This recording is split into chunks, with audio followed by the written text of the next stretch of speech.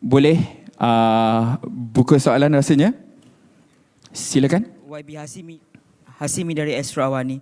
Y.Bhg ada menyatakan antara yang cabaran ketika ini kita lihat ada syarikat yang sama saja dalam industri inovasi dan teknologi ini. Bagaimana kerajaan boleh memainkan bahawa peranan lebih terbuka kepada syarikat lain khususnya untuk mengelakkan daripada monopoli dan sebagainya, Y.B? Jadi kalau yang dalam industri digital dan tech kan, isu dia bukan monopoli. Isu dia ialah syarikat-syarikat ini datang dengan idea dan produk yang baru. Jadi untuk mereka berkembang dengan cepat, produk itu perlu betul-betul diterima dan dipakai oleh orang ramai ataupun syarikat-syarikat. Tapi oleh kerana ia produk digital dan produk tech, maka mereka bersaing dengan produk-produk yang sama daripada luar negara, terutamanya daripada Silicon Valley, daripada China dan sebagainya. Jadi sebab itu, tidak banyak syarikat kita yang berjaya menskalakan produk dan juga perniagaan mereka itu daripada idea kepada produk, kepada menjadi lebih besar dan lebih untung sehingga mereka bertahan. Akhirnya, daripada satu tahun ke satu tahun, kita ada lebih kurang syarikat yang sama kerana itu syarikat-syarikat yang telah melepasi halangan-halangan itu. Tapi dari segi keupayaan kita melahirkan lebih banyak syarikat-syarikat begitu, itu sesuatu yang kita boleh tambah baik. Dan ini sebenarnya salah satu tujuan Innovathon ini. Satu, kita nak galakkan lebih ramai terutamanya yang muda ataupun yang sudah memulakan kerjaya tapi dia yakin dia boleh memulakan syarikat sendiri dengan produk sendiri. Ini ruang yang ada dengan harapan apabila kita boleh menambahkan lagi jumlah bakat digital dan tech yang mengambil cabaran untuk menghasilkan produk dan perkhidmatan digital dan tech kepada swasta, kepada orang ramai, peluang untuk kita menambahkan lagi syarikat-syarikat ini akan lebih tinggi. Dan ini satu keperluan untuk kita membina ekonomi digital dalam negara kita daripada tahap yang ada sekarang ini ke tahap yang ia akan ada kesan sehingga berjaya mewujudkan peluang-peluang pekerjaan yang mencukupi, yang boleh melonjakkan gaji purata rakyat. So it's not really about monopoly, it's more about the availability of pool of talents. The bigger pool of talents you have, the higher success rate that those products and services coming from these startups, there'll be enough startups to scale up because the success rate is low. If it's in your system, every year you can only produce 10, then most probably you only have one. And that one company has to go through a series of challenges, and therefore the failure rate gets higher as you go along. After 4 or 5 years, dia dah tak hidup dah. So we need to enlarge that pool. Kalau daripada sekarang, hypothetically 10, dia jadi 100. Because daripada 100, then you have to the next level, ada mungkin 50 to the next level. So when that happens, you will have bigger and bigger companies adding up to the existing ones that we have. Okay? Kebanyakan mereka yang menyertai pertandingan ini mungkin generasi baru kan, dan kita tahu mereka tidak memiliki modal. Bagaimana agaknya kementerian boleh membantu mereka selepas pertandingan ini? Dan soalan kedua, apakah hadiah untuk mereka? Saya datang daripada proses itu kan. I was a startup founder. So I went through the whole process kan. Ini pandangan saya yang saya juga nak perbetulkan dengan orang ramai supaya kita betul-betul berjaya membina ekosistem itu. Pandangan dan pengalaman saya, cabaran yang lebih besar untuk memulakan dan membangunkan produk digital dan tech bukan modal. Cabarannya ialah produk itu sendiri. Sebab kalau produk itu betul-betul bagus, maka akan ada sambutan. Jadi sebab itu bila daripada pengalaman saya sendiri, kemudian saya dalam kementerian dan semasa saya di luar, saya lihat kepada ekosistem yang ada. Saya tak adalah kata ekosistem yang ada ini sempurna. Saya juga tak kata bahawa sesiapa yang nak mulakan syarikat pemula boleh dapat bantuan kewangan serta-merta pun tak betul. Tapi sebenarnya jika dibandingkan dengan ekosistem yang ada di negara ini berbanding dengan yang ada di negara-negara lain dari pihak awam dan kerajaan, dia tak banyak beza. Yang berbeza ialah dari segi setakat mana kita berjaya menghasilkan produk dan juga perkhidmatan digital yang benar-benar menerima yang mendapat penerimaan pasaran ataupun dalam bahasa tech lah dia panggil product market fit.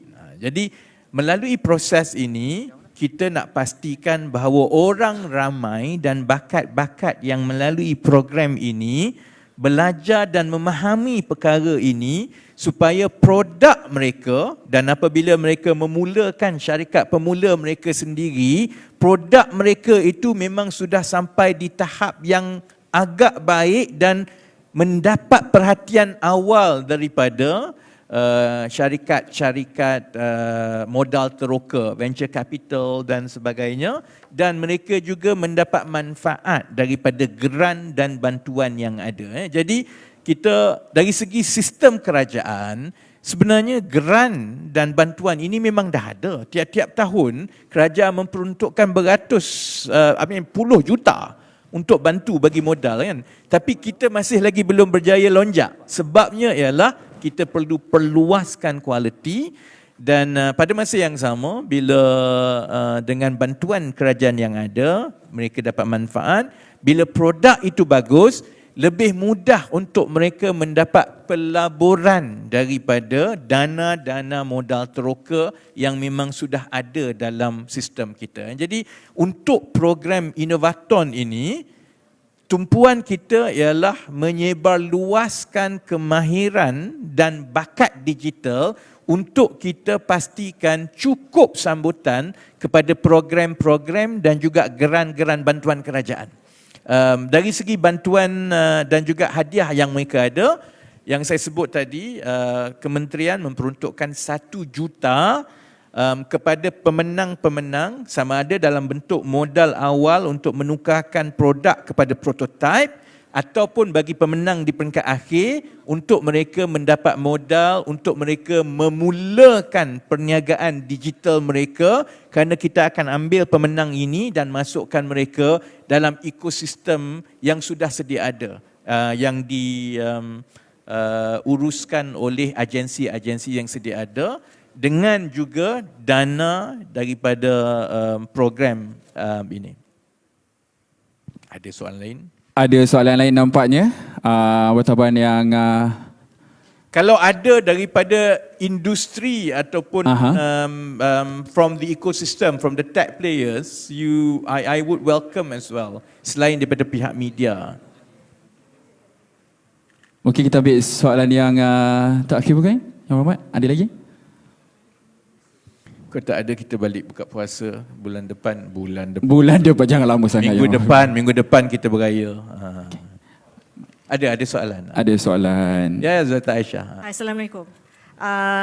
My question is there a limit to the applicants? I mean to the number of applications by one applicant. Is there a limit? Yang saya dimaklumkan, sebab I don't go through the details. I mean, these are developed by the teams from my ministry and MOSTI and Astro. I was told that there is no limit provided that the idea is different. Okay. Yeah. So there's no limit per applicant and it's open today, right? The website is open it's today. up already, right? I mean, it goes by email kan? You can email. But we will have a website for it juga ke? the email. Okay, submission is through email, but the promotion begins today lah. Right. So the email will be up where? Email tadi dalam program, but the promotion will go out to the social media after. All right. Okay. Thank you so much. Baik, ada penambahan lain daripada panelis? Mungkin clear. Kita ambil ini sebagai soalan yang terakhir mungkin. Lepas tu nanti kita akan lepaskan tetamu-tamu kehormat kita. Silakan tuan. YB, saya Rashid daripada UMW. So Daripada? UMW. UMW. Nak Ni UMW nak masuk juga ke? Ya, itulah dia. Kita nak tanya Ustaz. macam mana corporate boleh terlibat dalam program ni.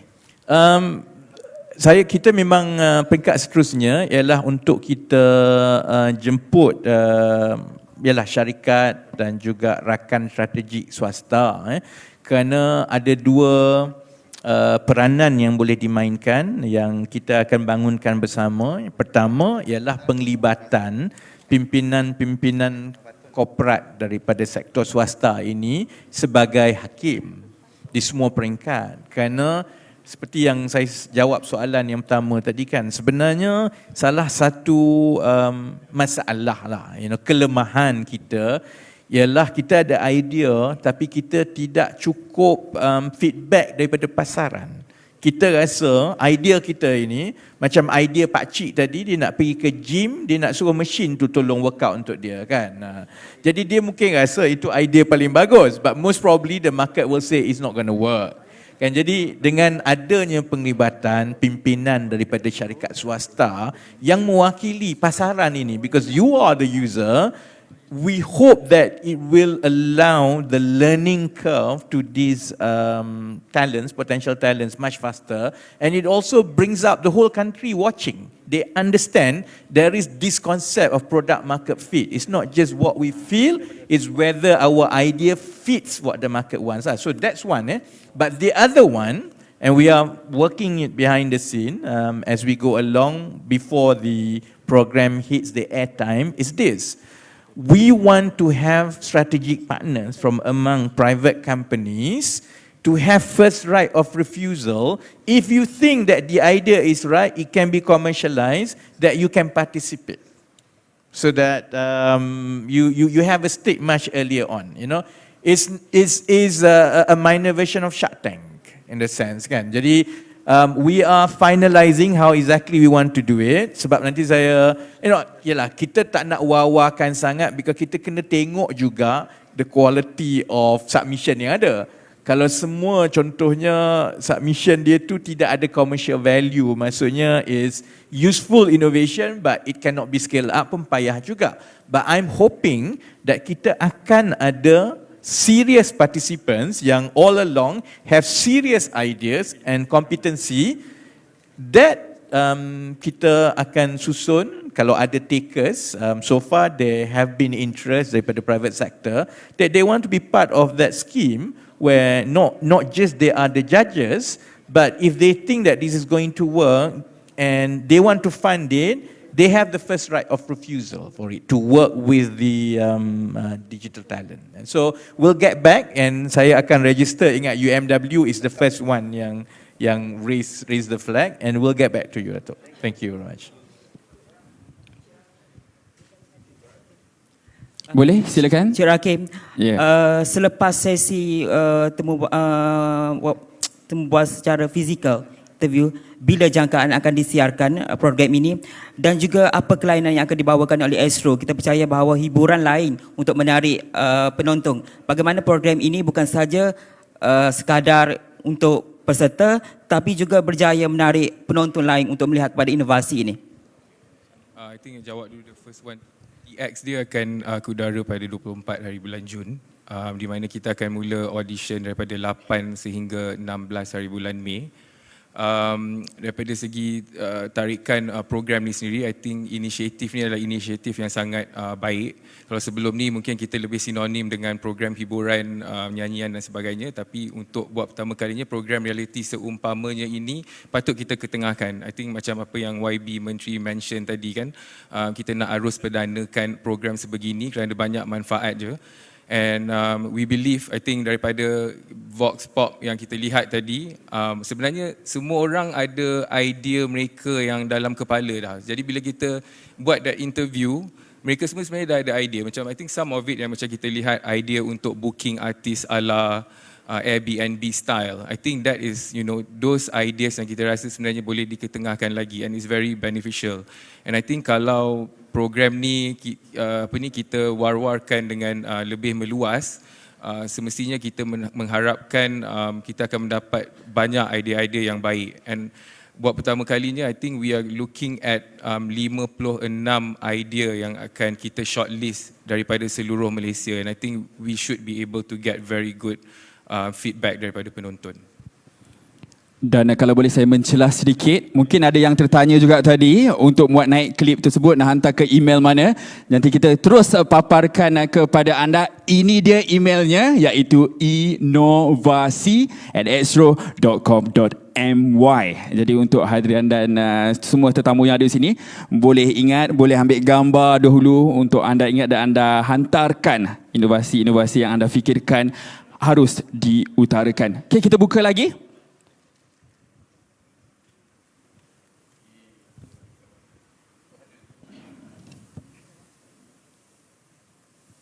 Hi, Y.B. Daniel from FMT. So my question to you is, what more is the ministry and the government doing to encourage foreign investors to invest in startups in Malaysia?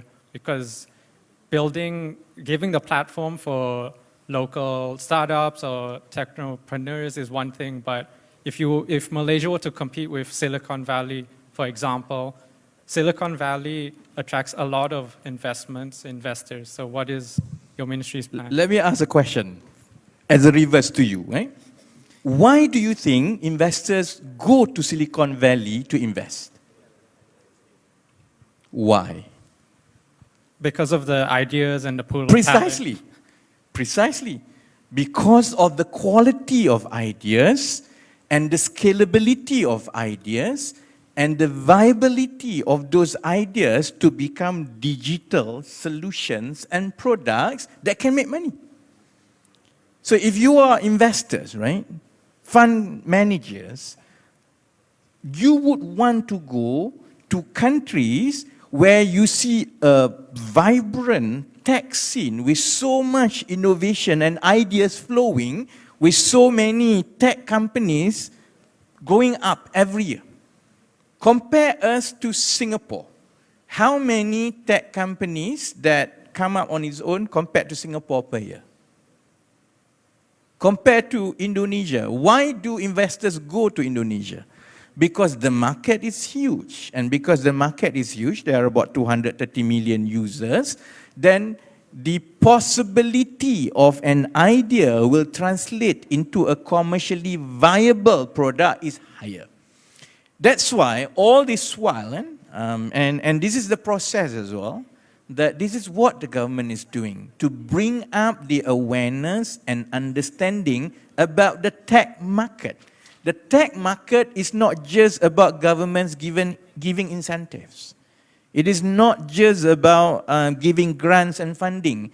It is as much about that as it is about the quality and the pool of talents, because when you have a much deeper bench of talents, digital talents, it will send the signal to investors that you have a possibility of one unicorn in this country. Because out of 1,000, maybe there will be one. So I would want to know. So that's why in some countries, one of the national KPIs is to see how many term sheets being signed every year. We don't have that here because the pool of people going into tech is too small. Most of you guys prefer to work at Astro than starting your own tech firm, because you will get salary, including Cik Rakib. Whereas in Silicon Valley, people prefer to start their own company in a garage than working for the largest bank.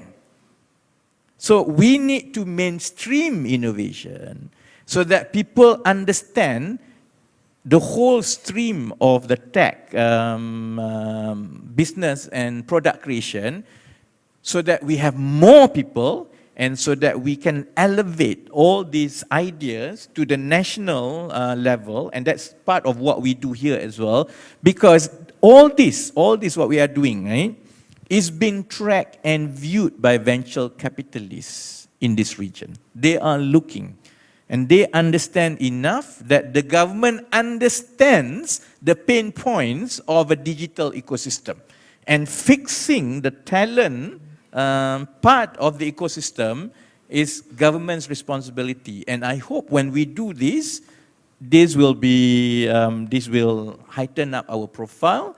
And obviously, apart from this, we will engage and talk and encourage, either through incentive or through partnership with venture capital, to get more money coming into Malaysia.